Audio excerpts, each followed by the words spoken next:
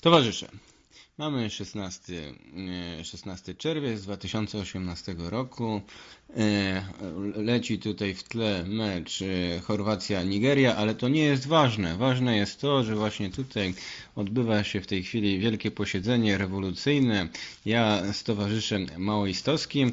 A i niestety ta dyskusja odbędzie się po francusku, więc pewnie nic nie zrozumiecie. No niestety, trzeba się uczyć języków. Bon, camarade, moi j'ai pour toi petite question pour début. Ouais. Dis-moi, pourquoi la France, le pays où le Karl Marx est venu déjà en 19e siècle, et en 19e siècle il est venu, il était impressionné que c'est le premier pays où il voit le mouvement socialiste. Il était ici en 1843 ou 44. Et depuis cette année jusqu'à aujourd'hui, il n'y avait aucune révolution socialiste qui ait gagné en France. Et en Pologne, par exemple, Marx n'était jamais en Pologne, mais en Pologne, quand même, on avait les 45 années de socialisme chez nous. Quelle est ton réponse? Bon, il y a des conditions historiques quand même. Bah Parce ouais. que le socialisme en Pologne, il s'est fait dans le cadre de la victoire de l'URSS contre les nazis. Bon, si tu veux un avis sur la France, il y avait quelque chose que Marx il disait déjà en son temps et que Lénine il a dit après. Lénine il parlait de ce pays chauvin à l'extrême. Il faut comprendre qu'un pays comme la France, comme l'Angleterre, ce qui a joué beaucoup sur les déviations réformistes et révisionnistes du Parti communiste qui était là-bas et de la classe ouvrière là-bas, ça a été le fait d'être un pays impérialiste qui dominait beaucoup de colonies. Ça a beaucoup corrompu les dirigeants du Parti communiste qui, pendant les luttes de libération nationale, se sont mis à avoir une position peu claire, voilà, à défendre l'indépendantisme des nations opprimées par la France. Il y a eu toutes sortes de conditions qui ont fait que ça s'est pas passé comme Marx il aurait prévu, que ce soit les pays les plus développés comme l'Angleterre et la France. Bon, mais toi, tu te considères comme le maoïste, oui? Oui. Et qu'est-ce que tu penses sur l'évolution des maoïstes français? Par exemple, le mec qui s'appelle Stéphane Courtois, qui était dans l'organisation maoïste en Nanterre, et maintenant il est devenu le plus fort anticommuniste, pas seulement en France, mais dans tout le monde, il est le plus fort. Oui, il n'est pas le seul. Avec lui, il y a Glucksmann, il y a Bernard-Henri Lévy, il a été aussi soi-disant maoïste. Mais ça, tu peux faire la même analyse avec plein de gens qui se sont dit communistes et qui sont devenus des fascistes totales. Il y a eu en France, on a eu Doriot. On a eu. Voilà, c'était pas n'importe quoi quand même. C'était des communistes qui étaient à l'époque du bolchevisme, de la bolchevisation du parti influencé par Staline et qui sont devenus des grands dirigeants fascistes. Qu'est-ce que tu veux dire à ça? Voilà, que ce soit des marxistes-léninistes ou des maoïstes, il y a des petits bourgeois qui ont évolué comme ça. Il faut surtout les regarder d'un point de vue de classe. Qui ils étaient même quand ils se disaient maoïstes. Tous c'est des intellectuels, des bourgeois. Oui, mais comme moi, je regardais un peu mouvement maoïste qui existe aujourd'hui en France.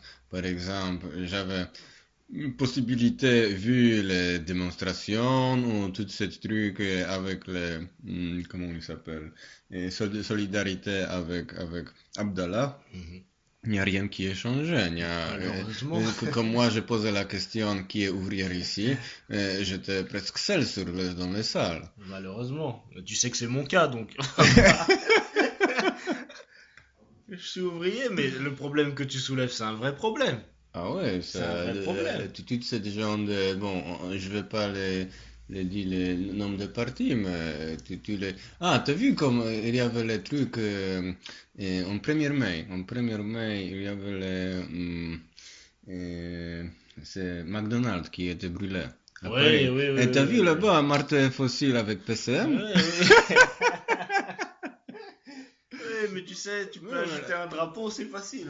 oui, mais là-bas, il n'y a aucune ouvrière. Ah, si, moi j'ai connu quelques ouvriers là-dedans, attention. Ah, peut-être, Je connais, bien sûr. que c'est ça. Mais tu sais, ils ont fait tout un débat là-dessus, des conneries. Ils disent là-bas, il y a que des enfants de petits bourgeois, de bourgeois. Bon, mais si un enfant de bourgeois, au lieu d'avoir sa carrière tranquille, il est contre la gouvernement, tant mieux. Mais nous, notre problème, c'est que nous, c'est ailleurs. Parce qu'on sait que les Mais petits bourgeois, ils ont déjà organisation indépendante. attends. Maintenant, c'est la question philosophique. Est-ce que c'est mieux ou pas? Parce que si quelqu'un qui n'est pas politisé, il va être jamais politisé dans sa vie, ça c'est un cas. Mais on avait les gens qui peuvent être devenus les communistes pour que 15 ans après devenus les féroces anticommunistes. Et ça, c'est le cas de Stéphane Courtois. Moi, je pense que c'est mieux pour le communisme que Stéphane Courtois n'était jamais maoïste. Et les gens, et maintenant, comme je regarde le mouvement marxiste en France, chaque fois, je me pose question. Je vois le mec et je pense, est-ce que lui, dans 10 ans, il va devenir qui? Eh ben, c'est comme je te disais tout à l'heure, il faut les regarder d'un point de vue de classe. Si tu as un ouvrier en face de toi, c'est quand même un peu plus dur qu'il devienne un Stéphane Courtois. Ouais, on est d'accord. Donc voilà, il faut le regarder à l'origine de classe. C'est quelque chose qu'oublient beaucoup de faire certains groupes dont tu parles, dont certains passent des doctorats ou des... Bon, mais maintenant, sur le Stéphane Courtois, c'est pas seulement les problèmes de classe, avec analyse de classe, que quelqu'un qui n'est pas ouvrier, ça je suis d'accord, mais c'est le problème. Les autres problèmes, et c'est ça qui m'intéresse dans les réponses, c'est l'analyse maoïste sur les questions de l'Union soviétique. Comment ça se fait que les maoïstes, qui étaient très très radicaux en fin des années 60, ils sont devenus féroces anticommunistes. Et comme on regarde les politiques qui ont fait les maoïstes fin des années 60, d'abord, c'était l'antisoviétisme. C'est ça qu'ils ont dit. L'Union soviétique, c'est social-impérialiste, c'est la bureaucratie, ce sont les traites de socialisme, tout ça.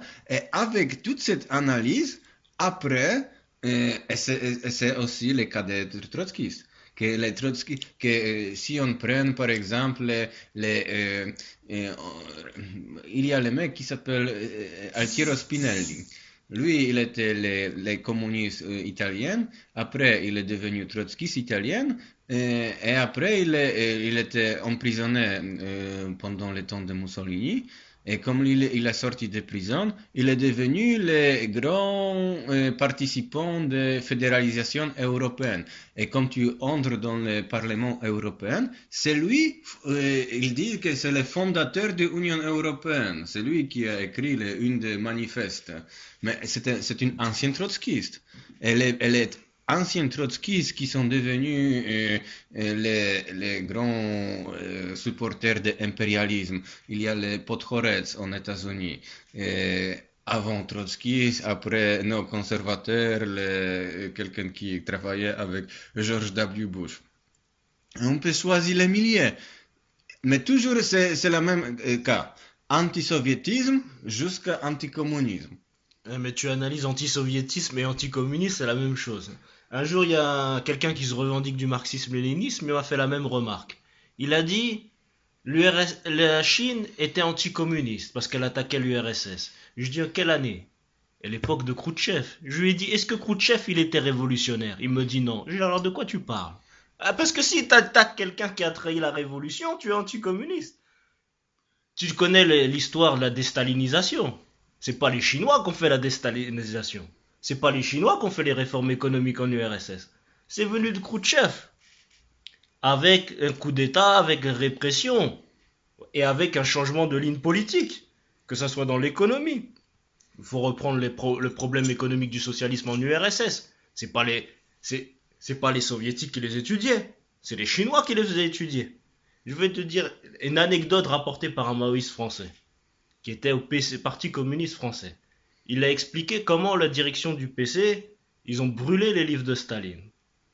Il y a certains livres de Staline qu'on a aujourd'hui, c'est parce que les Chinois ils les ont traduits. C'est eux. Et qui va dire il est anticommuniste? Il continue à défendre. Staline il a fait des erreurs, mais attention, Staline il avait dit telle ou telle indication. Khrouchtchev il a fait le contraire. Bon, mais il y a un développement économique. Qui a parlé du passage pacifique au socialisme? C'est Khrouchtchev, c'est lui qui a trahi le communisme. Il y a la différence entre être l'ennemi de Khrouchtchev et dire que l'Union soviétique c'est un pays social impérialiste. Mais Khrouchtchev c'était le dirigeant. Oui, et ils ont changé la ligne, il n'était pas tout seul. Il n'était pas tout seul. Un pays, comme tu dis, que le pays est impérialiste, Mais impérialisme, c'est le stade suprême de le capitalisme. Et dans le Voilà. capitalisme, tu es les rapports sociaux entre les bourgeoisie et le capitalisme qui sont, bon, tu sais comment. Et en Union soviétique, il n'y avait pas ça. Il n'y avait pas ça. Déjà, ah oui, il n'y avait pas ça. Jusqu'à la fin de l'Union soviétique, aussi jusqu'à la fin de Pologne socialiste, Ah. par exemple, il n'y avait pas le truc qui est normal pour tous les pays capitalistes, chômage. Chômage, ça c'est les choses qui est indispensable pour les sociétés capitalistes parce que le chômage c'est quelque chose que tu peux menacer les ouvriers. Tu dis ah bon, il faut que tu travailles bien, sinon on a les autres chômeurs qui vont prendre ta place. C'est déjà Marx dans le Capital, il a écrit ça que Ouais, les tu capi. oublies qu'en URSS, il y avait des rapports économiques inégaux avec les autres pays socialistes, les autres pays dits socialistes, et qui étaient imposés par des monopoles soviétiques. Les communistes chinois, ils ont écrit tout un document là-dessus qui est sourcé des propres sources soviétiques sur les complexes, l'investissement des capitaux qu'ils faisaient dans d'autres pays, qu'ils ont fait avec l'Inde, et quand l'Inde, qui était un pays larbin de l'impérialisme américain, attaquait les Chinois, l'URSS prend position pour l'Inde, parce qu'ils vendaient des armes à l'Inde. Voilà, il y avait des rapports économiques qui étaient comme ça. Che Guevara, lui aussi, il a dénoncé ça. C'est connu. Il disait, voilà, il y a certaines entreprises qui fonctionnent comme les capitalistes. Staline, il le disait déjà dans les années 30. Il y a certains dirigeants qui gagnent tant, qui gagnent beaucoup plus, qui sont corrompus, qui sont des bureaucrates. C'est ces gens-là qui ont pris le pouvoir en URSS. Pour toi, en année 30, l'Union soviétique c'est un pays social Bien sûr. impérialiste. Non, socialiste. Bon, et qu'est-ce qui Mais s'est à l'époque, cette ligne-là, elle était minoritaire, elle était battue par le parti. Et quand Staline est mort avec le coup d'État, ces salopards sont revenus. Qu'est-ce qu'il a fait, Khrouchtchev? Il a libéré tous les prisonniers. Et ça, tout le monde le sait, c'est un fait Oui, historique. oui, d'accord. Pourquoi il les a libérés? Parce que c'était les anticommunistes qu'il avait besoin après pour réprimer les vrais communistes. Voilà, il se dit maintenant vous avez une dette envers moi. Il a reconstruit un État comme ça, capitaliste. Bon, mais tu penses que dans les vies d'ouvriers qui travaillaient dans une usine en année 55, il y a quelque chose qui a changé en 57? De 55 à 57. Il y a Ouais. déjà des choses qui ont changé de 50, dans l'année 53. Oui, mais Mais bon. particulièrement, je vais dire sur la paysannerie. Il y avait dans les problèmes économiques du socialisme en URSS. Staline il disait qu'il fallait amener les kolkhozes à devenir les fermes d'État parce que kolkhoz c'est pas encore un stade supérieur du socialisme, c'est une coopérative. Et Khrouchtchev en année 53, quelques mois après la mort de Staline, c'est lui qui va autoriser les kolkhoziens à décider eux-mêmes de la parcelle qu'ils exploitent individuellement. Et comme Lénine il avait dit, la paysannerie, la petite production, chaque jour, chaque minute, elle reproduit le capitalisme. C'est lui qui a encouragé ça. Et Que pourtant, Staline? non, Lénine qui a dit ça. Oui, oui, mais c'est Staline qui a. Et Staline, il a dit, attention, il avait averti, quelque temps avant sa mort, que ça pouvait se passer comme ça. Khrouchtchev savait très bien, il était à la direction, il est allé à l'encontre. Pourquoi? Pour réencourager le capitalisme. Ensuite, dans les années 60, il y a eu les réformes de Lieberman que tout le monde connaît. Personne n'y peut dire le contraire, qui ne connaît pas les réformes de le libéralisme, de l'entreprise basée sur le profit. Alors que c'était pas ça le but du socialisme. Staline, il parlait de travail, la journée de travail de 5 heures. Est-ce que Khrouchtchev, il a réalisé la journée de travail de 5 heures? Non, c'était pas dans leurs intérêts. Parce que ces gens-là vivaient bien mieux que les ouvriers. Bon, moi, je voudrais dire deux choses. Les contre-révolutions en Union soviétique en année 89-91, ça, c'était les deux tragédies. C'était la tragédie pour les ouvriers polonais, ouvriers soviétiques, mais ça aussi, c'était les grandes tragédies pour les ouvriers dans les pays occidentaux. Parce que jusqu'à, on peut dire, on peut pas être d'accord avec politique de Khrushchev, politique de Brezhnev, tous les trucs qui étaient en Union soviétique, mais une chose, faut assumer que jusqu'à comme Union soviétique a existé, les bourgeoisies en pays occidentaux avaient peur des ouvriers ici. Et ça, elle devait faire le petit effort pour les ouvriers. Maintenant, Macron, il n'a peur de rien. Maintenant, tu penses que c'est possible, les mecs comme Macron en année 50?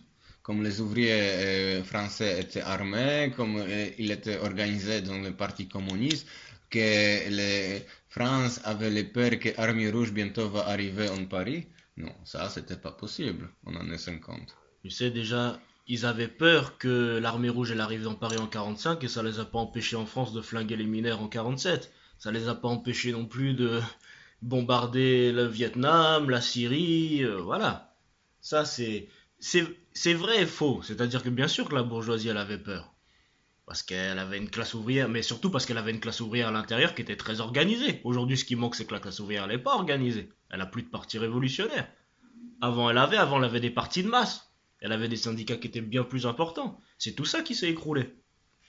Plus que l'influence de... Parce que l'URSS de Khrouchtchev, c'est ça qui est marrant d'ailleurs, parce qu'il parlait de passage de pacifique au socialisme.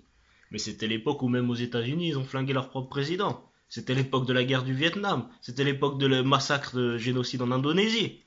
Donc l'impérialisme, il a jamais eu tellement peur. Il a peur de sa classe ouvrière quand elle se bouge au niveau national. Mais elle n'a pas spécialement plus peur de... Ça l'empêche pas de réprimer sa classe ouvrière quand il y a en face un ennemi plus grand. Ça l'empêche pas. Ça l'a jamais empêché. Ça n'a Bon, pas empêché le Chili. Ça n'a pas empêché l'Argentine. Ah. et sur la question de Pologne, Hmm. on en est 80, qu'est-ce que vous L'Argentine, pensez? c'est très important. Je reviens sur l'Argentine. Argentine? Parce que Khrouchtchev ont soutenu, pas Khrouchtchev, c'est à l'époque, c'était Brejnev, ont soutenu la dictature argentine. Pourquoi? Ils ont soutenu et ils faisaient du commerce avec. Ça, c'est les camarades argentins qui pourraient mieux t'expliquer Ah. comment ça s'est fait, mais ils étaient derrière, bien positionnés avec les Américains là-dessus. Mais en Argentine, il existait les organisations qui s'appellent Tupamaros. Elle Oui, pas travaillait que. avec les Cubains. Non, Tupamaros, c'était les. C'est pas l'Argentine. Merde, Uruguay? c'est l'Uruguay. Non, C'est l'Uruguay. non, C'est l'Uruguay. attends, mais en Argentine, il y avait quelque chose. Pareil. En Argentine, t'avais déjà le PCR, t'avais plusieurs organisations, mais t'avais les Montoneros. Ah oui, oui, Montoneros. Les Montoneros. Il y a un mec en Pologne, un ancien trotskiste. Non, trotskiste maintenant, mais avant, il habitait en Cuba, en années 60. Il habitait en Cuba. Et après, il est devenu trotskiste. Mais lui, il a écrit son biographie. Non, c'est 1-0 pour Croatie. Et lui, il a écrit son biographie et dans cette biographie, il a écrit qu'il a voyagé dans tous les pays Amérique latine Uh-huh. et on en est à peu près 75, peut-être un peu plus, un peu moins. Il était en Argentine et lui, il a rencontré des frères de Che Guevara, Roberto Che Guevara, non, Roberto Guevara, Hmm. qui était le dirigeant de l'organisation révolutionnaire. Quelque chose. Hmm, ouais, il n'y avait Je pas connais beaucoup. pas. Et tu avais déjà le Parti communiste révolutionnaire, mais tu n'as pas eu d'organisation communiste qui ont été capables de faire face au coup d'État fasciste. Voilà. Mais Mais c'était l'époque du passage pacifique au socialisme selon les soviétiques. dans la guerre de 82, tu supportes les Argentins ou les Britanniques? Les Argentins, parce que c'était un pays dominé par rapport aux Britanniques. Bon, mais le problème avec toute cette anti-soviétique, c'est qu'on en est Pour nous, c'est 80. pas de l'anti-soviétisme, c'est l'anti-révisionnisme. Parce que les Bon, bon, soviétiques sont bon, un bon, peuple. mais c'est toujours la même chose, que quelqu'un dit que moi je suis socialiste, mais les bureaucraties qui ont pouvoir dans l'Union La soviétique, nouvelle bourgeoisie. ce sont pas les vrais socialistes, et après, ils cherchent les forces qui est anti-soviétique. Et ils ont trouvé en Pologne les organisations qui s'appellent avant Comité d'Obrony Robotników, qui après est devenu les dirigeants des grands mouvements ouvriers qui s'appellent Solidarność. Ah oui. Mais justement, ça c'est une question intéressante. Je vais la poser à un Polonais, c'est intéressant sa réponse. Comment ça se fait que dans un pays dit socialiste, Ouais. il y a une grosse organisation ouvrière qui se révolte contre le gouvernement? Comment tu l'expliques? Moi, j'explique facilement. Après les, après les 56, il y avait il y avait les petits mouvements de bureaucratie qui étaient en pouvoir dans les directions du capitalisme. Il y avait beaucoup de réformes pour retourner le capitalisme, mais cette boulot n'était pas achevé en 56, n'était pas achevé en 80. Les ouvriers polonais, ils se battaient pour arrêter cette course jusqu'à jusqu'à le capitalisme. Mais pour les maoïstes, déjà en années 80, en Pologne, il y avait le capitalisme. C'est ça le C'est le problème. capitalisme d'État. Et comme ce capitalisme d'État, il avait certains freins étatiques qu'il voulait briser, qui a été brisé parce qu'une fois que les pays dits socialistes ont été défaits, ça a été l'ultralibéralisme au profit des impérialistes occidentaux. Nous ici, on a l'ancien dirigeant du MEDEF qui a fait sa fortune sur la privatisation des kolkhozes en Ukraine, par exemple. Mais ce qu'ils ont attaqué, c'était surtout les freins qu'il y avait sur le monopole d'État, qui les empêchait de pouvoir piller ces pays. Mais dans un pays socialiste, tu as vu comment le mouvement qui a eu la révolution culturelle en Chine, tu as vu ça où?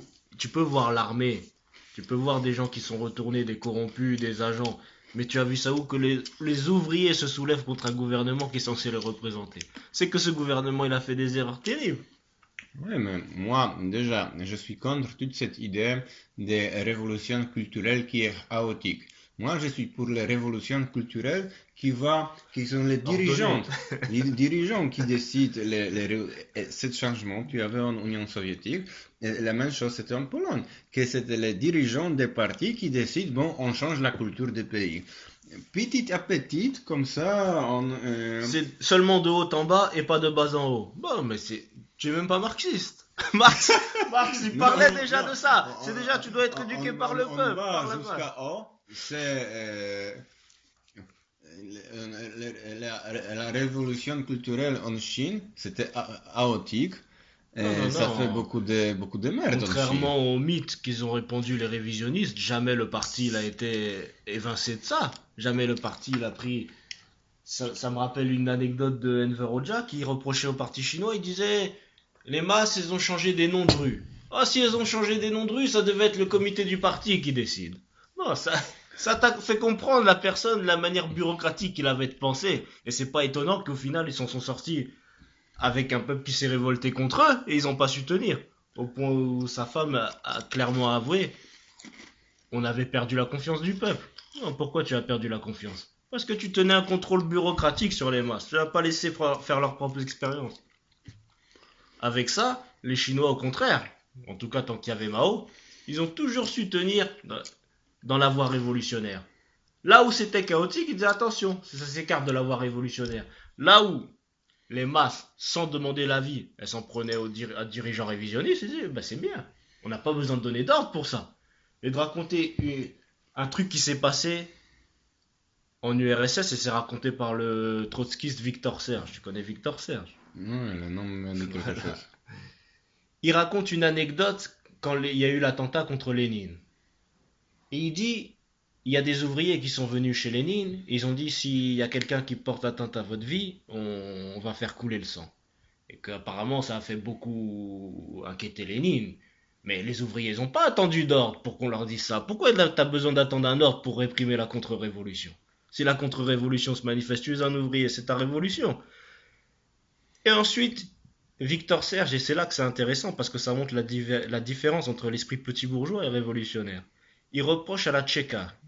Il dit on a découvert que d'anciens ministres socialistes révolutionnaires mencheviks ont été tués.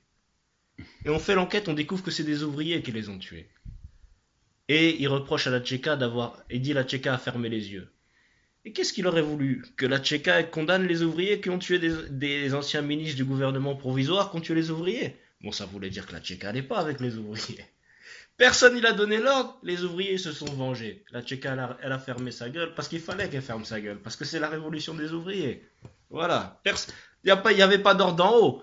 Ça ne veut pas dire que tout le monde a le droit d'exercer sa vengeance comme ça. Mais il y avait aussi voilà. les petites guerres dans les Tchékas. Parce que en Tchéka, c'était les organisations bolcheviques avec les gauches de SR. Mhm. Et les gauches de SR, ils ont décidé de faire arrestation de Dzerzhinsky et tuer comment il s'appelle, Mirbach, l'ambassadeur allemand. Parce qu'il voulait faire la guerre avec l'Allemagne. Et comme ça, ils voulaient provoquer la guerre. Et après, et aussi, ils ont pris une feuille ils ont fait les fausses signatures de Dzerzhinsky, que c'est Dzerzhinsky, parce qu'ils sont entrés dans le bâtiment où était Mirbach, comme les mecs de Tchéka, et ils ont dit, bon, on veut parler avec toi, et après, ils sont vite tués. Donc, Juste une question. Tu as vu comment évoluaient les partis communistes historiques? La majorité, même la totalité. On est d'accord qu'ils ont évolué en des partis bourgeois. Oui, voilà, ceux qui restent encore ont évolué des partis révisionnistes et des partis bourgeois. Parce qu'ils défendent le capitalisme. Comment tu appelles un parti qui défend le capitalisme? Marx il disait déjà que les chartistes étaient des ouvriers, mais qu'au fond ils étaient bourgeois. Bon, si le parti est au pouvoir et qui commence à vouloir, il commence à être dirigé par les traites qui restaurent le capitalisme, qu'est-ce que doit faire la classe ouvrière? c'est ce qu'il fait avec... Elle va renverser ses dirigeants sans avoir d'ordre d'en haut, parce que les ordres d'en haut, c'est le révisionnisme à ce moment-là. Et voilà, comment tu fais? En toute chose, c'est les masses qui décident. Non, mais bon, C'est inévitable. attends, mais maintenant je comprends qu'est-ce que tu veux dire, parce qu'avant, pendant les dernières 3 minutes, je savais pas quel est ton but. Maintenant j'ai compris. Et moi, je peux donner un exemple. C'est l'exemple de guerre entre les Trotsky et Staline. La guerre entre Trotsky et Staline, c'était la guerre démocratique au sein des partis bolcheviques. Oui. Chaque ouvrier, ils peuvent devenir les membres des partis bolcheviques et après, démocratiquement, ils ont décidé que la ligne politique de Staline est mieux que la ligne politique de Trotsky. Et les trucs comme ça, moi je supporte en 100%. Et ça, il n'y avait aucune merde. Ils ont expulsé les Trotsky des partis, ils ont expulsé de l'Union soviétique. Il n'y avait aucun problème en Union soviétique. Mais en Chine, comme ils font toute cette révolution culturelle, après il y avait les problèmes il y avait les famines, il y avait les problèmes avec l'industrie, il y avait les problèmes avec les universités. C'était la merde. Ça a été réfuté plus d'une fois, ça c'est des propagandes anticommunistes qui disent il y a eu la famine, il y a eu le chaos, il y a le... Personne n'a réussi à prouver ça. Il y a un historien chinois qui a écrit, il a écrit que c'est faux cette histoire de famine. La Chine a vécu sa dernière famine après les 50. Il y a eu 58 que les anticommunistes utilisent beaucoup. Ils ont dit ah Mao il a fait exprès un grand bond en avant, il a fait une famine. Ils se sont jamais demandé comment un pays qui a connu des famines successives, il a connu 58 et après il n'y a plus jamais eu de famine en Chine dans toute son histoire. Ils n'ont pas demandé que ça c'était grâce au socialisme. Comment ça se fait? Et ils ont inventé cette histoire de la révolution culturelle, c'est le chaos, tout le monde tue tout le monde, tout le monde dénonce tout le monde. J'ai pas dit qu'il y avait famine et les gens, millions de gens sont morts. Mais quand même, il y avait les petites perturbations dans l'économie. Oui. Et les soviétiques qui ont répondu ça. Et pourquoi ils l'ont répondu? Parce qu'il y avait une organisation qui était nouvelle en Chine au niveau de l'économie. C'était les cadres à la production, les ouvriers à la gestion. Tout le monde doit participer au travail manuel et la direction collective. Et les soviétiques, ils avaient peur de ça. Ils disaient non, ça, il faut pas faire ça chez nous. Et donc ils ont attaqué en disant là-bas c'est le chaos, là-bas vous allez connaître la famine, parce qu'ils voulaient pas qu'il y ait cette organisation-là. Là-bas c'était les ouvriers qui décidaient vraiment. Même une prime, quand tu discutes, tu sais ce que c'est l'exploitation dans la société capitaliste.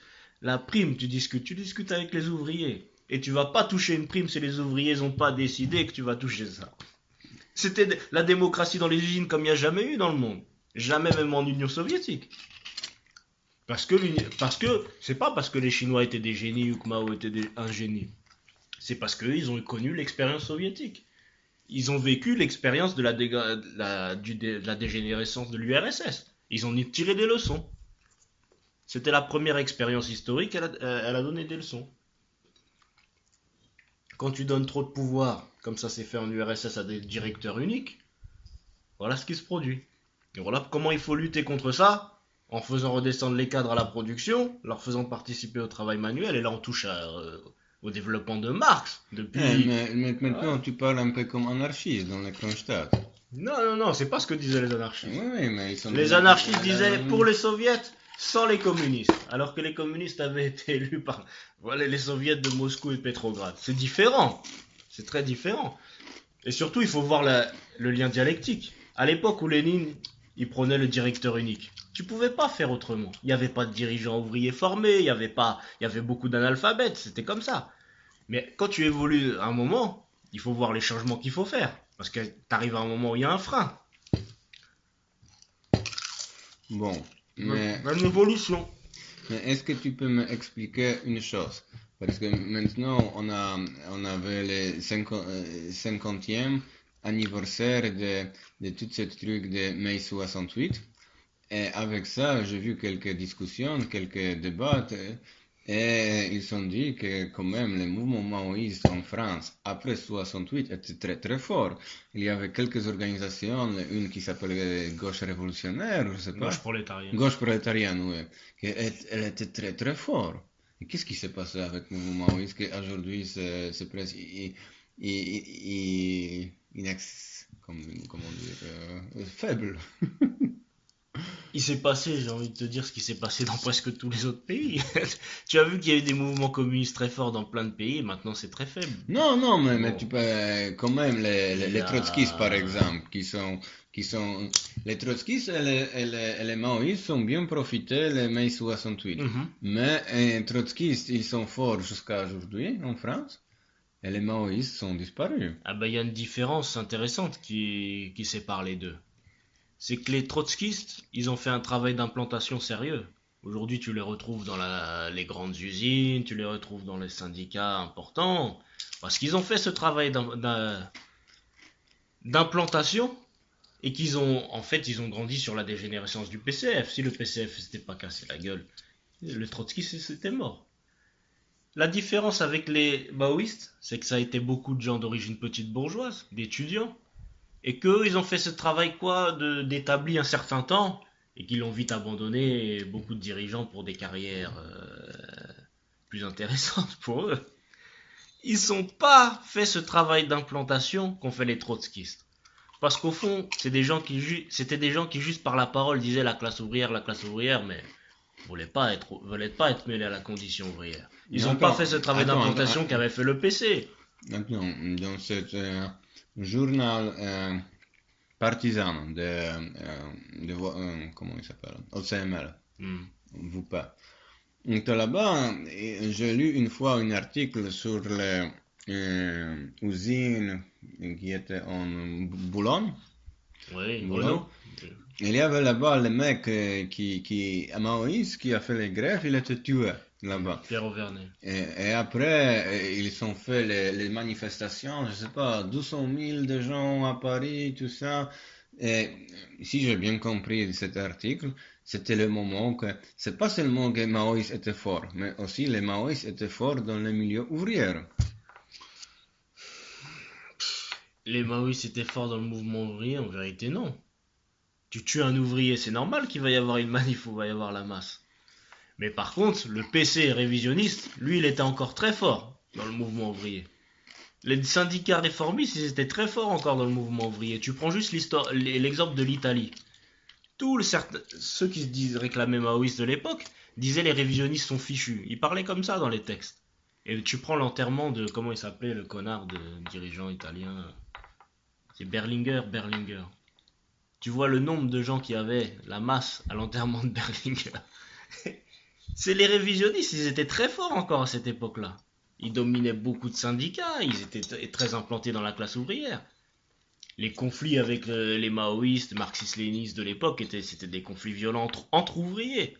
Il y avait une division, ça entraînait une division de la classe ouvrière importante. Et les maoïstes n'avaient pas la majorité. Ils étaient la minorité de ce mouvement, par rapport au PCF, par rapport aux révisionnistes. Par rapport à tous ceux qui suivaient Brejnev, il touchait des valises de billets de Doumeng, quelqu'un qui s'appelle Doumeng chez nous. C'était un banquier qui se disait communiste. Et quoi, mais toute cette faiblesse du mouvement maoïste, ça vient de Deng, qui après, après les morts de Mao, Deng commençait à faire la réforme, Deng a entraîné la voie vers le capitalisme. et c'est ça la fin du mouvement maoïste en France? Non, en France, non, parce qu'en France, on peut dire que ça a commencé peut-être avant. Peut-être avant, Deng. Parce que la France a toujours fait avant les autres. Tu te rappelles que Torres, il a parlé du passage pacifique au socialisme avant même Khrouchtchev. Tout ce qui est mauvais, la France, elle a fait avant les autres. Malheureusement. Non, non, Deng a entraîné. C'était une défaite pour tout le mouvement communiste international, pas seulement pour la France. Et parce que ça a créé une nouvelle scission. La première scission était la trahison des dirigeants soviétiques. La deuxième scission, ça a été la perte de la Chine avec le révisionnisme de Deng Xiaoping et les attaques d'Enver Hoxha. Ça a permis qu'aujourd'hui on entend parler de marxiste-léniniste maoïste et marxiste-léniniste et puis on sait pas quoi faire. On est tributaire de cette histoire. Voilà. Et maintenant, est-ce que possible renaissance du maoïsme 30 ans, combien plus, 40 ans après la mort de Mao? Ça, y a que le mouvement de la classe ouvrière qui peut le dire. Bien sûr que c'est possible. Mais par exemple, si tu parles avec les ouvriers français, il faut combien de temps, comme tu parles avec lui, comme tu dis que tu es maoïste? Déjà, ça m'arrive pas de dire d'emblée comme ça que je suis maoïste. Ah. Je vais commencer à discuter une question politique. Ouais. Je vais parler de Mao, je peux parler de la Chine de l'époque et de Mao. Après, on va dire qu'on est maoïste. Mais ça dépend des ouvriers. Ça dépend déjà de leur niveau de conscience à eux. Tu as les ouvriers chauvins qui vont te dire moi je suis communiste français. Tu as les... Tu as d'autres ouvriers, tu sais, tout à l'heure dans la manif, il y avait un représentant des sans-papiers qui fait une déclaration très bien et puis il dit, comme disait Mao, merde, qu'est-ce qu'il a dit? Comme disait Mao, là où il y a oppression, il y a résistance. Voilà, là, t'as déjà quelqu'un qui t'a parlé de Mao, tu vas pas discuter avec lui. Bien sûr, c'est possible. Tout dépend du niveau de conscience. Mais si tu le dis comme ça, maoïste, pour eux, vu qu'ils ont été élevés à l'idéologie anticommuniste, maoïste, ça veut dire quelqu'un qui envoie tout le monde à la campagne et qui fait des famines forcées parce que ça lui fait plaisir. Voilà, c'est l'éducation capitaliste. Bon, est-ce que tu vois dans le mouvement maoïste français aujourd'hui une petite espoir de renaissance? À l'heure d'aujourd'hui, pour moi, il n'y a pas de mouvement maoïste. Il y a des Non, mouvances. mais Il y a une mouvance, il y a des organisations qui se revendiquent. Ouais. Il y a les gens qui quand même, moi j'ai participé dans cette démonstration en l'année maison où les Abdallah, c'était organisé par majorité par le Ouais. maoïsme. Et ils sont où maintenant? Moi, je sais bien, mais ils sont où là? Il y en a qui ont totalement disparu de la circulation, tu les vois plus. Et qu'est-ce qu'ils produisent? Quelle est leur implantation dans la classe ouvrière? C'est ça la vraie question. Parce que tu peux écrire tout ce que tu veux, si t'as pas d'implantation dans la classe ouvrière, tu reproduis des erreurs que... Tu fais même pire, parce que la gauche prolétarienne, par exemple, on en parlait, elle avait des implantations dans la classe ouvrière. Et si ce sont des petits bourgeois qui discutent, c'est pas le cas pour tous. Tu as certaines organisations, tu as des ouvriers, mais ils sont extrêmement minoritaires. Ils peuvent pas former un mouvement et tout seuls. Ils sont juste un petit groupe. Et parce qu'il n'y a pas d'esprit de parti entre ces gens-là, chacun cultive sa boutique. Moi j'ai ma petite boutique maoïste, et non c'est nous les autres boutiques maoïstes. Ah, tu peux pas. Il faut qu'on fasse une propagande principalement avec les prolétaires. Voilà, c'est tout. Parce que beaucoup cherchent à draguer la petite bourgeoisie, les étudiants, c'est une impasse. Parce que la petite bourgeoisie, elle a déjà ses organisations indépendantes. Si tu vas pas l'aligner derrière toi, si tu n'as pas une organisation de la classe ouvrière forte, c'est toi qui vas t'aligner derrière elle. Voilà. Oui, mais là, maintenant, une chose que tu dis n'est pas logique. Parce que sur mon observation des mouvements maoïstes, pas mouvements, les maoïstes que je connais, euh, ils parlent pas beaucoup de classe ouvrière. Les autres mouvements, ils parlent plus que maoïsme. Maoïsme, il parle beaucoup sur les questions qui n'ont rien à voir avec les classes ouvrières. Toute cette question de véganisme, Ouais. de céréales. Eh ben, c'est parce qu'au fond, ils veulent pas l'avouer, mais ils ont abandonné l'hégémonie de la classe ouvrière dans la Par révolution. exemple, Voilà. c'est voix prolétarienne. Lui, ils ont les organisations féministes. Oui, mais eux, par contre, tu peux pas leur reprocher. C'est les seuls que tu peux pas reprocher de pas faire un travail d'implantation. Même s'ils ont une ligne qui est pas correcte, mais au moins ils font ce travail d'implantation de la classe ouvrière. Ce que font pas les autres. Certains même que tu parles d'organisateurs de l'Admazan ont même totalement disparu en tant qu'organisation. Ça n'existe plus. Bon, mais est-ce qu'il y a... Parce que, par exemple, si tu me demandais quel est mon projet pour mon activité politique, moi j'ai beaucoup de l'espoir. Moi, je peux dire que je vais continuer mon activité sur YouTube. En 2020, je vais essayer être candidat sur l'élection présidentielle et grâce à ça, créer une petite organisation communiste en Pologne. Et je pense que je vais réussir. Quand même, peut-être je vais pas réussir être légalisé pour être candidat, mais je peux réussir de créer une organisation communiste grâce à tous ces trucs de campagne électorale. Hmm. On est d'accord, nous on sait bien, je sais bien que tu penses pas qu'on peut arriver au pouvoir socialiste par les élections. Ah oui, bien sûr. Ça je sais, mais quand même tu traites le problème à l'envers, parce que même si tu participes tactiquement à l'élection, tu crées une organisation, après tu participes. Toi tu veux participer et après créer une Oui, c'est organisation. grâce à les technologies qui existent aujourd'hui que avant, par exemple, pour distribuer les propagandes en Russie, Lénine, il avait les journaux qui étaient écrits en étranger, et pour distribuer ce journal en Russie, il avait besoin les organisations. Moi, c'est autrement. Moi, je peux faire mon propagande sans parti. Ah, j'en suis pas sûr. Est-ce que ça a tant changé que ça, à cause de la technologie? Qu'est-ce que ça a entraîné la technologie? Exactement ce que je te parlais des boutiques là. Chacun dans son coin, chacun fait son site, et il attend que le prolétaire il vient Ouais, regarder son mais site. Par contre, tu avais le journal, c'est toi qui vas au prolétaire. T'attends pas que... Parce que tu sais pas qui regarde en vérité. Tu fais un site, tu peux voir 1000, 2000, 15 000 vues, mais tu sais pas qui regarde. Si moi je distribue un tract, je sais à qui je distribue un tract. Si je distribue un journal, je sais à qui je distribue. Si quelqu'un contribue au journal avec de l'argent comme c'était fait pour les bolcheviks, quand ils disaient les ouvriers soutiennent le journal à hauteur de temps de roue, je sais quels ouvriers de quel secteur. Tu es en train de créer une organisation à travers ce journal. Lénine, il parlait du journal en tant qu'organisateur politique. Faut pas l'oublier. Et maintenant, quel organisateur politique fait un site internet? Rien du tout. oui, mais je suis d'accord avec toi que chacun peut faire son chaîne YouTube ou son site internet, mais après, même quand chacun peut faire ça, je parlais beaucoup de concurrence. Et c'est ça parce que moi, je suis dans une situation euh, mieux, j'habite en étranger, la police politique polonaise peut Mhm. rien faire. Aussi, les anticommunistes, ils me chassent pas ici en France. Et j'ai pas le problème que je sors de chez moi, je vais en boulot, quelqu'un va me casser ma gueule, et tout ça. Et les autres, ils ont peur.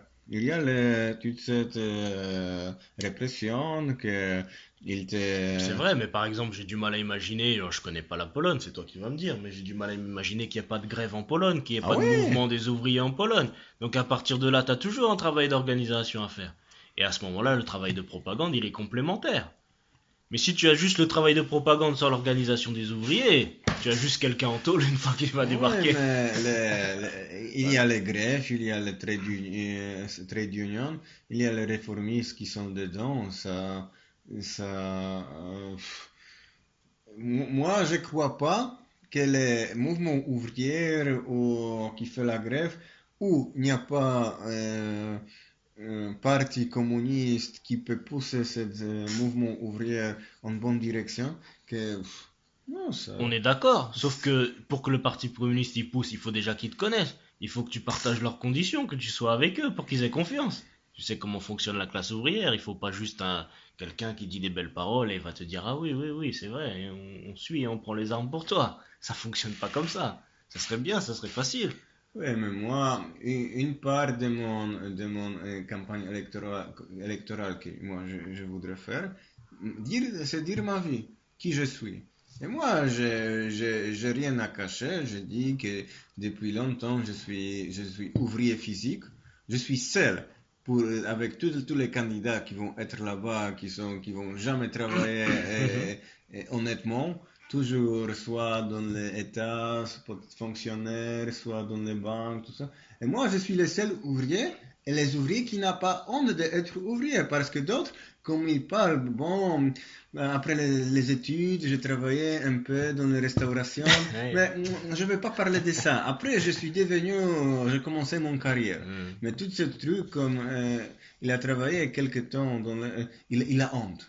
Et moi, je n'ai pas de honte, moi, je suis Hmm, fier. hmm, hmm. Moi, je suis fier que j'ai fait des amiantages, je travaille dans les chambres froides, tout ça.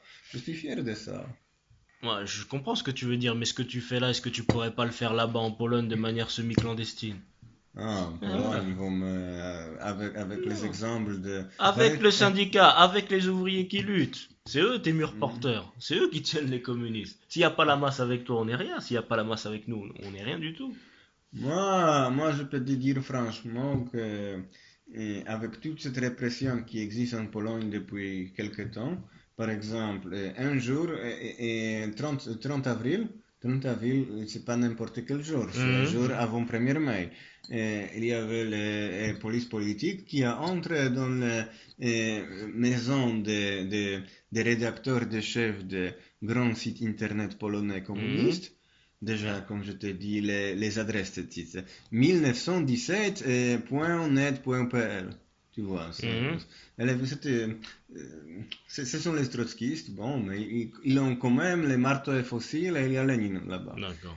Et les polices politiques ont entré là-bas un jour avant 1er mai pour. Ils ont pris les portables, ils ont pris les ordinateurs, disques durs, clés USB, tout ça. Mais ils n'ont pas choisi n'importe quel jour. Ce jour Mhm. avant 1er mai pour déstabiliser. Et jusqu'à aujourd'hui, ils ne sont pas rendus ce truc. C'est la vol. Et tu sais, c'est en Pologne, la Pologne où maintenant les propriétés privées, c'est quelque chose sacré. Mhm. Et sacré, mais si tu Comme prends dans tout pays capitaliste. si tu prends les propriétés privées des communistes, ah non, ça c'est pas sacré. Ça tu peux prendre. Mais nous, on a une référence pour la pratique. C'est l'histoire du Parti communiste bolchevique. Eux aussi, ils ont connu des conditions terribles. C'est ça qui nous éduque. Qu'est-ce qu'ils ont fait? Quel travail pratique ils ont fait? Voilà c'est à quoi il faut revenir. Bon, mais moi, je vais pas parler parce que les gens qui regardent mon chaîne, ils sont un peu au courant quelle est mon stratégie. Mhm. Mais seulement, je voudrais te dire que moi, si je parle de l'avenir, je suis optimiste. Même peut-être si je vais rentrer en Pologne et je vais être arrêté par la police, ça aussi, je suis optimiste. Parce que si toi tu vas faire bien ton boulot et les autres personnes aussi, et la première journée, comme vous avez entendu que je suis en prison, vous allez devant les ambassades polonaises, tout ça, ça c'est bien, c'est mon victoire, c'est comme le Jésus-Christ. C'est vrai, sauf qu'il faut pas oublier quelque chose. C'est que tu as vu, tu prends un événement terrible comme la guerre d'Irak. Ça a Ouais, été la plus grande manifestation contre la guerre depuis des années. Bon, ouais. est-ce que ça a empêché la destruction de l'Irak? Ah Si non. tu crois que nous, on manifeste en France, que ça va empêcher que tu sois en prison, alors qu'on n'arrive Hmm. pas à faire sortir Georges Abdallah. Quelqu'un qui se bat dans le cadre de la Pologne doit compter d'abord sur la classe ouvrière polonaise. Non, mais moi, je parle pas de... Moi, l'histoire des mouvements politiques, tous les mouvements politiques qui existent, est très très simple, qu'il faut sacrifice. Il faut sacrifice, il faut aussi savoir sacrifier les hommes. Et, et Abdallah, il est parfait pour ce boulot. Parce que lui, il est en prison depuis 30 ans, et il n'a pas renoncé, il est toujours Conviction, communiste. ouais, ouais. Et c'est ça qui est bien. Si Mhm. lui, il a sorti après 5 ans de prison, tous les gens vont oublier C'est lui. vrai. Et maintenant, comme lui, il est en prison, il peut écrire parfois, il écrit les articles et tout ça. Ça, c'est énorme pour la politique. Et Mhm. moi, je pense que en prison, bon, c'est la merde. Reste ma vie, c'est la merde. Mhm. Mais politiquement, ça, c'est la force. Ça, c'est la force parce que avec ce mec qui est en prison polonais, Piskorski, lui, chaque jour comme en plus, il y a déjà 12 ans, oui, une journée comme lui, il va sortir de prison. Si lui, il va sortir avant l'élection, moi, je veux dire, c'est pas moi le candidat, c'est Piskorski le candidat. Parce que lui, il méritait. Même lui n'est pas communiste, il est seulement anti-impérialiste. Mais lui, il a bien mérité son sacrifice personnel. Et avec sacrifice personnel, tu peux facilement construire après les mouvements politiques. Je sais pas. Tu sais, on a eu l'expérience ici des camarades du Maroc, pour qui on a fait des manifestations, qui étaient en prison, qui ont fait des grèves de la faim, qui ont fait longtemps, et aujourd'hui, la seule chose qu'il y a de récolter, c'est que leur organisation, elle est détruite. Voilà, ça peut être aussi. C'est pas ça le plus gros objectif stratégique, plus que de créer. Il faut s'en référer à que faire. Que faire de Lénine, c'est ça l'objectif stratégique. Comment tu vas créer une organisation dans le cadre d'un État comme la Pologne, dans le cadre d'un État comme la France, voilà. Oui, mais tu sais, peut-être parce que dans les pays musulmans, il y a d'autres mouvements politiques qui ont beaucoup plus de martyrs que les communistes.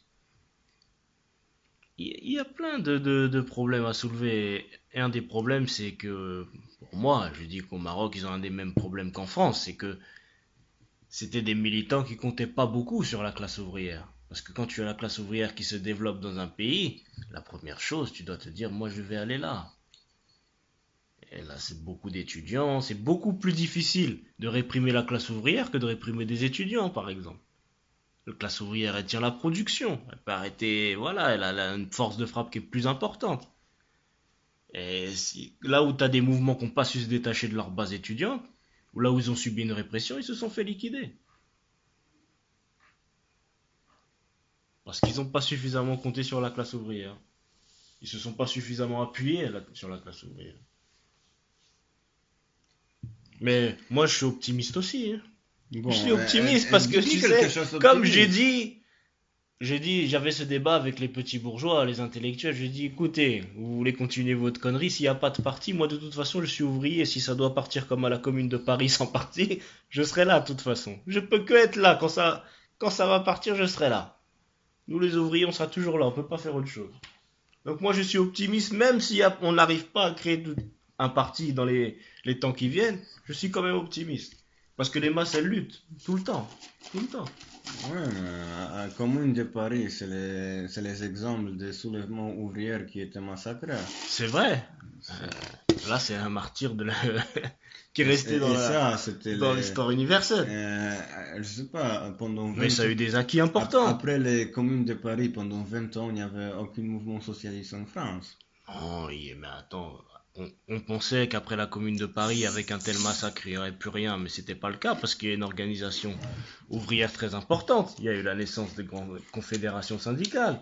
Il y a après, voilà, il y a eu des mouvements ouvriers qui étaient importants malgré cette répression-là. Et puis bien plus après, il y a quand même eu le Parti communiste. Donc non, moi je désespère pas de ça. Je pense, de toute façon, on a toujours vu les révolutions là où il y avait une répression forte. C'est une vérité historique. Voilà. Bon, et maintenant la question. Est-ce que tu crois des possibilités de rassemblement tous les communistes français, mais pas seulement les maoïstes, mais aussi les gens qui se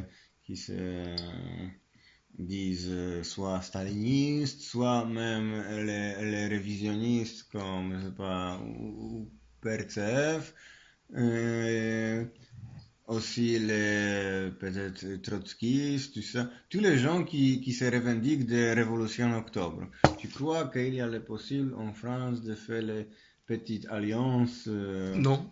non? Pourquoi? Parce que déjà, Parce que déjà, pour commencer, les trotskistes, ils voudront pas, parce que c'est... Voilà, ils sont anticommunistes, en vérité. Hein? L'autre chose, parce qu'on voudra pas non plus avec des gens qui prétendent que c'est pas possible de réaliser le socialisme. Et les révisionnistes, on parle de qui en France? On est dans un pays impérialiste. On est en train de parler de gens comme le PCF, qui ont des députés qui vont en Afghanistan, qui font le salut des troupes. On est en train de parler de gens quand même très dangereux. Donc, très dangereux pour la classe ouvrière. On est en train de parler des gens qui sont capables de faire voter des lois contre les immigrés. Des lois pour l'état d'urgence. Donc, non, on peut pas, on peut pas le faire. Il faut plutôt se poser la question. Non, mais moi je parle pas de PCF. PCF, Ah, moi je parle de cette organisation c'est plus petit comme Pôle Renaissance. oh, mais ce sont pires que le PCF. Comment on Des peut- chauvins, c'est des chauvins pires que Mélenchon. Tout est de la faute à l'Allemagne. Et eux, ils sont en guerre contre le Deutschmark de Merkel. Ouais, mais ce sont eux qui ont organisé les démonstrations de solidarité avec les Polonais, communistes polonais. Et alors, même si c'était le PCF qui avait organisé, ils sont dangereux pour la France. Ils ont des positions chauvins, ils ont des positions racistes. Et nous, la classe ouvrière de France, c'est une classe ouvrière de plusieurs nationalités. Donc, qu'est-ce qu'on va faire avec eux? Oh, c'est des pourris. Ils soutiennent, tu dis, ils soutiennent les Polonais, entre guillemets, parce que si tu commences à leur dire qu'il y a des rapports de domination entre la France et la Pologne, pose-leur la question, tiens. Pose-leur la question des dominations qu'il y a entre la France et la Pologne, comment la France, par certaines de ses entreprises, ses monopoles, elle soumet la Pologne, demande-leur leur avis. Tu vas avoir leur avis. Attends, Ils vont te dire non, c'est l'Allemagne, c'est la faute à l'Allemagne. Voilà. Ce qu'on appelle les socio-impérialistes. Là encore.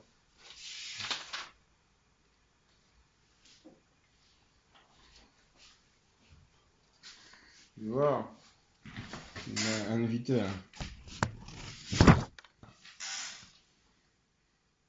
Voilà, l'euro, l'Union européenne, l'OTAN. Pour eux, la France est dominée par les États-Unis. Et la France, elle n'a pas de politique indépendante. Et si la France, elle n'a pas de politique indépendante, alors qu'est-ce que c'est les colonies françaises quand l'ONU, elle condamne la France et que la France, elle dit allez vous faire foutre, c'est nos colonies? Comment ça, la France n'a pas de politique indépendante? Et qui a dit à la France d'attaquer la Centrafrique, le Eh, Mali, voilà. va là-bas avec moi. Ah, si je vais là-bas, je vais les insulter. C'est ça. Ah, choisis le roi. Ouais, ils sont à côté. Tu sais, en plus, choisis le roi, c'est les banlieues prolétaires des immigrés. Oui, une fois, après cette manifestation devant l'ambassade polonaise, j'étais là-bas. Pendant moitié des meetings, avant il y avait une vieux mec qui a parlé, mais après moi j'ai commencé à discuter avec eux, et j'étais pas d'accord, et plus j'étais pas d'accord avec lui, et eux, plus il était content. Ah oui, c'est bon camarade.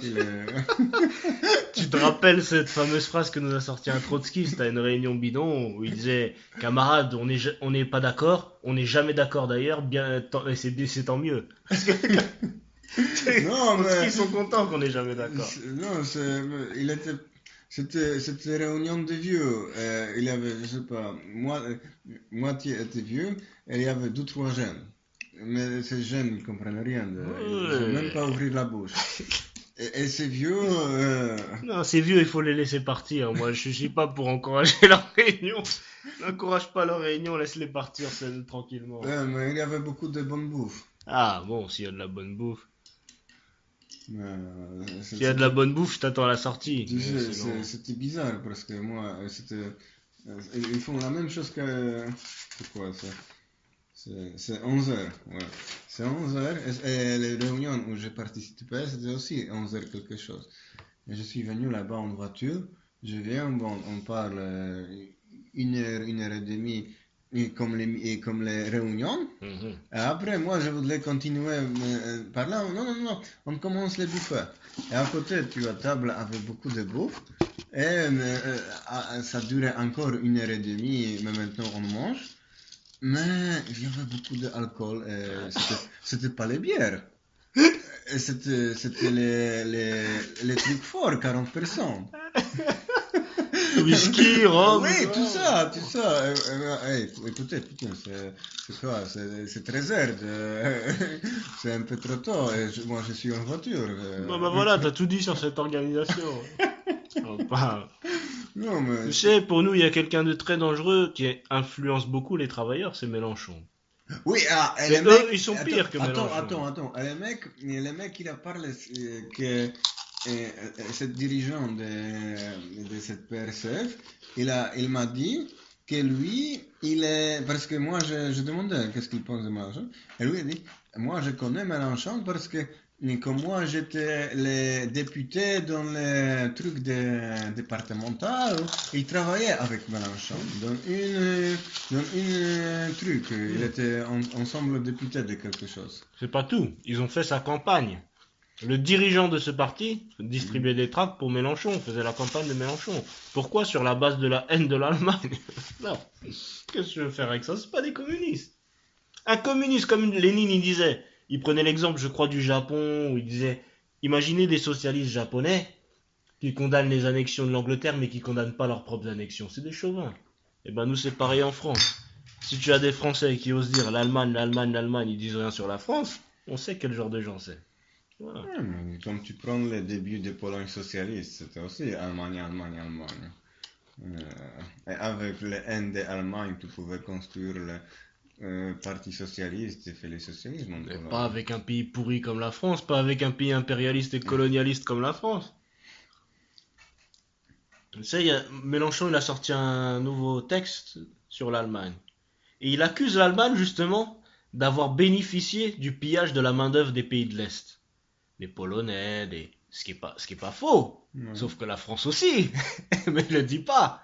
Combien de travailleurs polonais en France, d'Albanais, combien il y en a qui travaillent ici, qui font des boulots durs dans le bâtiment, autres. Combien il y en a? Et là, il ferme les yeux. Il est même jusqu'à aller à dire dans les pays de l'Est maintenant, bientôt il n'y aura plus une seule usine qui sera pas allemande. Bon, je suis en train d'écrire un texte là-dessus parce que je reprends toute la présence des monopoles français dans les pays de l'Est pour montrer comment Mélenchon c'est un hypocrite. Non, mais sur les questions de dépendance de Pologne, d'Allemagne, c'est pas les questions que... Parce que si tu vas à Varsovie, tu peux penser, bon, il y a Carrefour, il y a Intermarché, il y a Tesco, bon, tous les pays impérialistes profitent d'exploiter la Pologne. Mais si tu vois les statistiques de dépendance économique, où va les exports polonais, tu vois que la Pologne, que 60% de notre échange économique, 60%, c'est avec l'Allemagne. C'est presque impossible de trouver d'autres exemples dans les pays qui fait avec d'autres pays les échanges économiques 60% avec seulement un voisin. Parce que la Pologne fait tout pour les Allemands. Par exemple, en Pologne, il n'y a pas Amazon. Il n'y a pas Amazon polonais. Mais quand même, il y a en Pologne les centres logistiques Amazon qui approvisionnent les Allemands. Les Allemands, si tu habites à Berlin et tu commandes quelque chose par Amazon, ça va directement de moins que 24 heures, ça vient chez toi et ça vient de Pologne. C'est à côté de frontières. Et ça montre et toute cette question d'investissement dans infrastructure. Si tu as pays indépendant, tu as infrastructure comme par exemple ici, comme tu es à Paris, tu peux aller presque dans chaque direction. Tu as les périphériques et tu as porte. En Pologne, tu as les autoroutes qui vont Allemagne jusqu'à Est. Mais tu peux pas aller deux villes polonaises comme ça par autoroute. Ah ouais. Bon, il y a d'autres routes de merde que tu peux pas traverser comme ça. Mais tu as quelques autoroutes qui sont très très bien. Mais c'est seulement des directions, soit Allemagne jusqu'à Est, soit il y a un qui va mer Baltique jusqu'à Tchèque. Pour très très vite. C'est le chemin des ouvriers polonais qui quittent le pays. Oui, mais tu sais, nous on a le même exemple exactement avec les colonies. Personne peut rivaliser avec la France avec ses colonies, qu'elles soient en Amérique ou en Océanie. Il te dit tu payes des marchandises françaises et peu importe que tu sois sur le continent américain. C'est ce qui se passe avec les Antilles, avec la Guyane. Pourquoi il y a la crise là-bas? Parce qu'il est obligé d'importer les marchandises françaises qui payent plus cher que les Français de la métropole. Et tu as ça avec là une grande partie des pays d'Afrique. Une grande partie des pays d'Afrique reste encore les monopoles des investissements français, même s'ils sont fait détrôner par les Chinois dans pas mal de pays.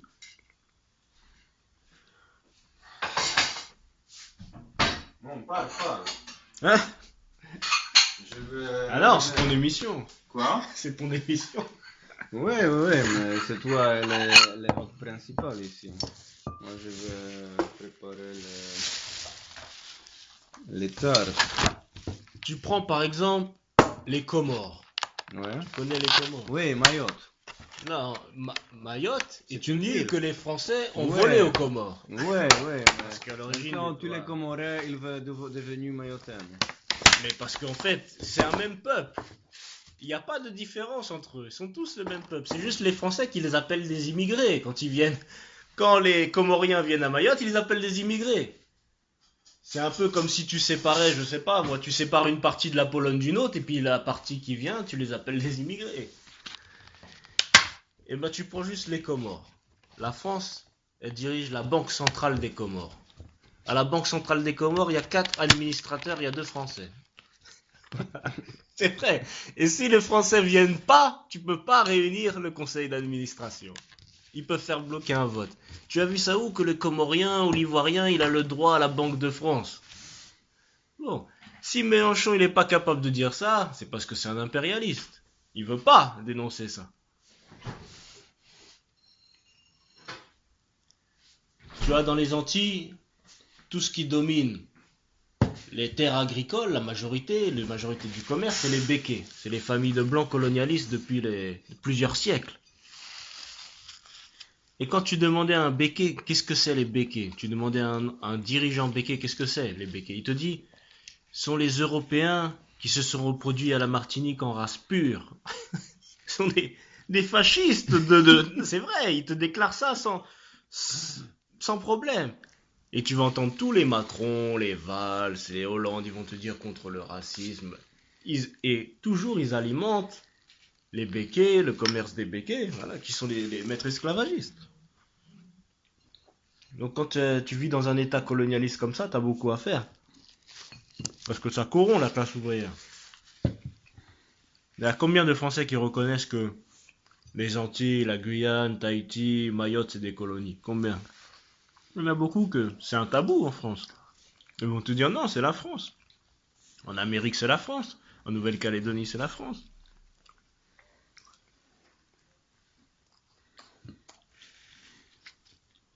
C'était le problème que soulevaient Marx et Engels avec les Anglais et l'Irlande. Bon, mais où est ton optimisme? Non, mon optimisme, il est dans le fait que même s'ils sont pas beaucoup, il y a quelques camarades ouvriers qui se bougent sur le terrain et qui essayent de défendre un programme. Parce qu'on discute jamais la question du programme. Oui, mais C'est un problème. moi j'ai l'impression que tous les mouvements de classe ouvrière, ils sont ramassés par les Mélenchon. Si parfois c'est pas le Mélenchon, c'est Marine Le Pen. Non. Il y a un mouvement un peu plus à gauche que Mélenchon, il profite rien avec tout ce mouvement ouvrier. Tout le monde sait que la majorité des ouvriers en France, ils votent pas. Et encore pire dans les colonies.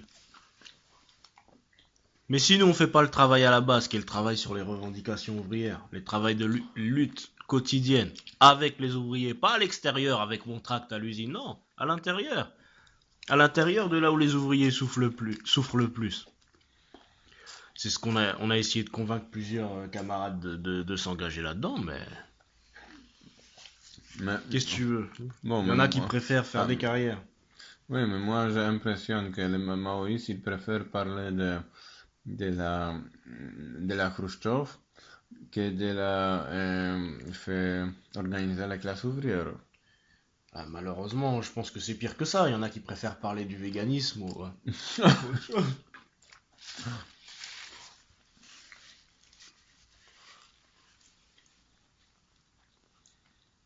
Pour nous, d'abord, c'est important, si tu veux créer un parti, il faut que déjà qu'il ait une physionomie. Dans sa physionomie, il représente la classe. Et bien sûr, il faut que l'idéologie, c'est l'idéologie communiste. Mais si tu as des gens qui prônent l'idéologie communiste et que c'est tous des petits bourgeois, tu vas faire quoi avec ça? Je saurais même pas quoi lui dire, moi, le lendemain. Je vais lui dire non, mais va plutôt au NPA si quelqu'un vient me voir. Je sais pas quoi faire de toi. Je veux pas paraître anti-intellectuel, c'est pas vrai. Je dis pas que les intellectuels peuvent pas être membres du parti. Mais si tu as pas une forte organisation de la classe ouvrière, en premier lieu, Bon, et dis-moi, qu'est-ce que tu penses de MLPD? Pour toi, est-ce que c'est une partie maoïste ou pas? pour moi, c'est un parti semi-trotskiste. Parce que. Non, non, mais attends, parce que je vais l'argumenter, parce qu'on me dit, je vais dire des calomnies. Ouais. Moi, j'ai lu le programme du MLPD, parce que je m'intéresse qu'à partir du moment où quelqu'un défend les apports de Mao, il défend l'URSS de Staline, ben, je me dis c'est bien, c'est des camarades.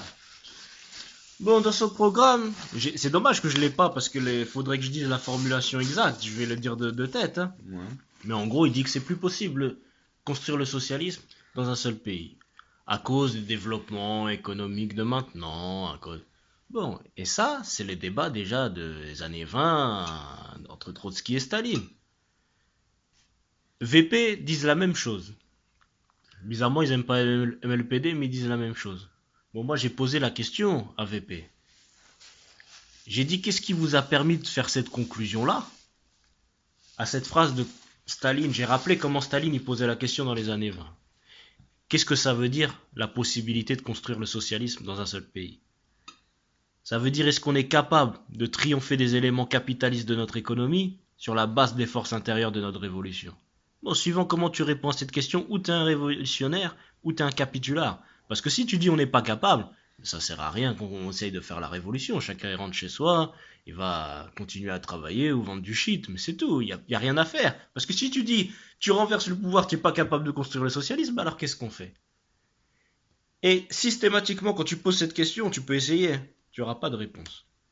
Parce qu'ils savent pas. Voilà, c'est malhonnête. Bon, mais dans, pour toi, par exemple, comme on parle pays européens, on peut parler que Pologne, par exemple, c'est un pays indépendant encore ou le socialisme, maintenant, il faut ici parler de tous ces espaces européens parce que c'est un espace économique. Bah, d'après ce que tu m'as dit sur la Pologne, c'est pas un pays qu'indépendant. Ah ouais. Maintenant, Par moi, exemple, parce que la question est, est-ce que c'est possible de construire le socialisme dans un pays, dans les grands pays comme Russie? Oui, mais est-ce que c'est possible de construire le socialisme dans les petites Biélorussie, par exemple? écoute, il y a eu des expériences historiques. On peut dire Cuba a dégénéré, mais à l'origine, Cuba a eu des expériences socialistes. C'était petit. Oui, mais... Voilà, il y a eu des réflexions importantes sur la transformation socialiste quand Che Guevara était encore en vie. Ouais, Tu peux prendre ouais, le, mais tu peux prendre un- on peut pas prendre regarder les Cuba Je connais pas sans... suffisamment la Pologne, mais je pense pas que la Pologne est trop petite pour le socialisme. Oui, mais la question est que les Cuba, si l'Union soviétique n'existait pas, les Cuba va être détruit par les États-Unis, je pense. Ils vont faire la même chose qu'avec Irak, beaucoup d'autres pays. Et dans le cas de la Pologne, tu veux penser que la Pologne n'est pas mûre pour et peut pas réaliser le socialisme dans le cadre de Non, non, ses non, frontières? moi je pense que déjà, moi je suis impressionné par les exemples de Staline et comme on voit l'histoire de Géorgie, on voit que... Bière? Oui. As-tu... Je t'ai sorti une. Ah bon? Ah, pardon. Ouais. Peut-être elle n'est pas froide. Comme on prend l'histoire de Géorgie, on voit que la Géorgie était pas depuis longtemps avec Russie. C'était récemment, avant Staline était né. Les Géorgies commençaient à être les parts de Russie. Attends, penalty. 2-0. 2-0 pour Croatie. Ils sont bons. Nigeria a tapé la Pologne ça fait, il y a Ouais. 2 semaines. Ouais, mais 1-0. la Pologne, c'est pas la Croatie.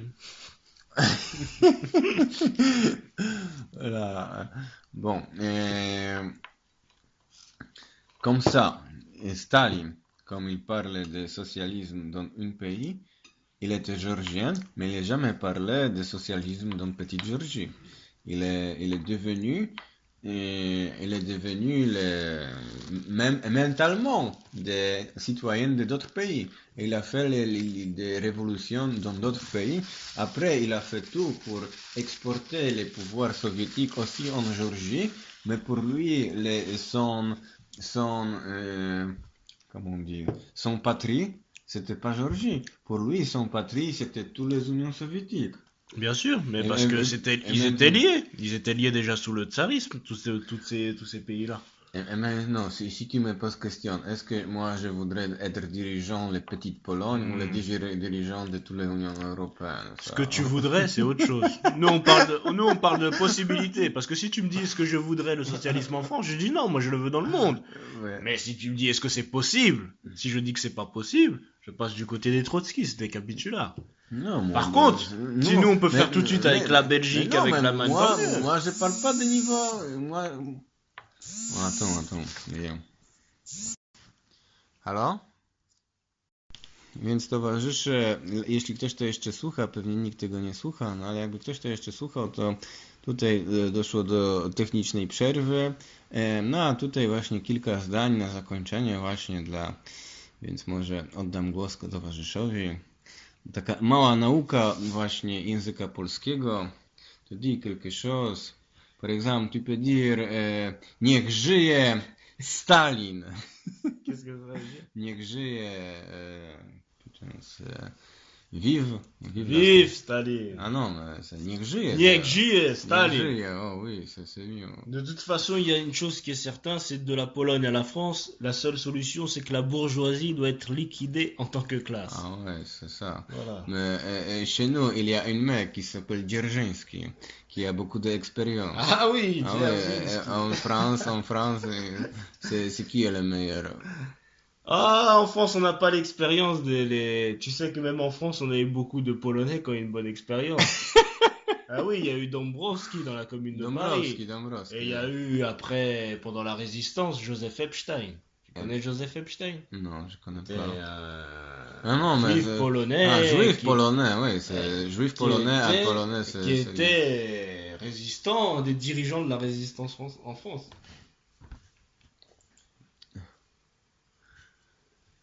Bon, kamarad, towarzysze, czas skończyć. Camarades, bonne soirée. Bonsoir. Prolétaires de tous les pays, unissez-vous. Proletariusze wszystkich krajów, łączcie się.